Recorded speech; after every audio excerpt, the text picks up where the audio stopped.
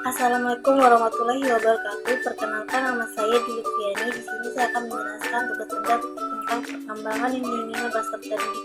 Yang pertama saya bahas yaitu tentang kognitif. Kognitif merupakan perilaku yang menekankan pada intelektualnya seperti pengetahuan dan keterampilan berpikir. Kognitif lebih menekankan pada aspek perasaan seperti minat dan sikap, sedangkan psikomotorik lebih menekankan pada keterampilan motorik.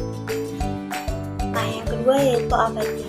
Perkembangan afektif adalah perkembangan psikologi yang berkaitan dengan ekspresi emosi kita ataupun rasa takut. Ekspresi seperti dalam merespon sesuatu yang menunjukkan suatu sikap dorongan emosional menyertai perbuatannya dalam kehidupan sehari-hari.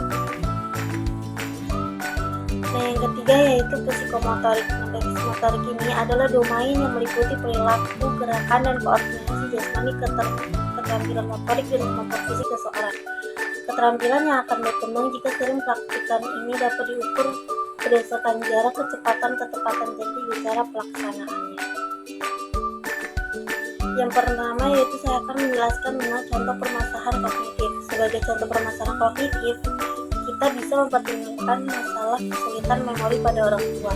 Dampak dari permasalahan ini bisa mencakup kesulitan dalam menjalankan aktivitas sehari-hari seperti mengingat nama-nama orang tertentu, alamat rumah. Selain itu, permasalahan ini juga bisa mempengaruhi kualitas hidup mereka dan hubungan sosial. Solusi untuk permasalahan ini dapat meliputi penggunaan teknik memori. Orang tua dapat belajar teknik-teknik seperti membuat catatan atau mnemonik untuk membantu mereka mengingat informasi penting.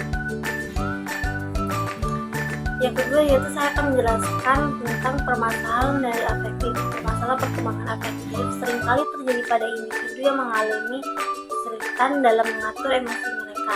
Dampaknya bisa sangat luas, mulai dari masalah dalam hubungan interpersonal, kesulitan dalam menyelesaikan konflik, hingga masalah kesehatan mental seperti depresi, kecemasan yang lebih serius.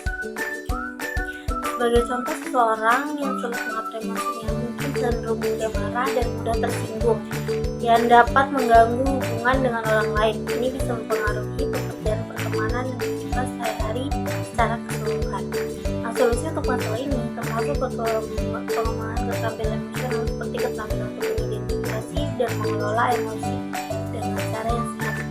Terapi perilaku kognitif dapat membantu individu untuk memahami pemikiran mereka yang mendasari emosi negatif, serta membantu mereka mengubah pola pikir yang tidak sehat. Selain itu, dukungan sosial dari keluarga, teman, atau profesional kesehatan mental juga penting dalam membantu individu mengatasi dan memperbaiki perkembangan afektif mereka. Nah, yang ketiga yaitu contoh permasalahan dari perkembangan psikomotorik. Permasalahan perkembangan psikomotorik seringkali meliputi kesulitan dalam koordinasi gerakan, kekakuan otot, atau keterlambatan dalam respon motorik.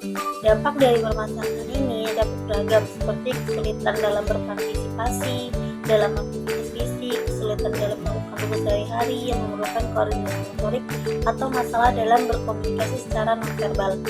Sebagai contoh, seorang anak dengan perkembangan psikomotorik yang tertinggal mungkin kesulitan dalam bermain olahraga dengan teman-temannya, mengikuti instruksi yang melibatkan koordinasi tangan dan mata, atau mengikuti gerakan dalam kegiatan seperti menari atau bermain musik. Nah, solusi untuk masalah ini tergantung pada penyebabnya dan tingkat keparahannya. Beberapa pendekatan yang dapat membantu termasuk yang pertama yaitu terapi fisik atau terapi okupusi. Ini bisa membantu meningkatkan kekuatan otot, koordinasi gerakan, dan keterampilan motorik halus.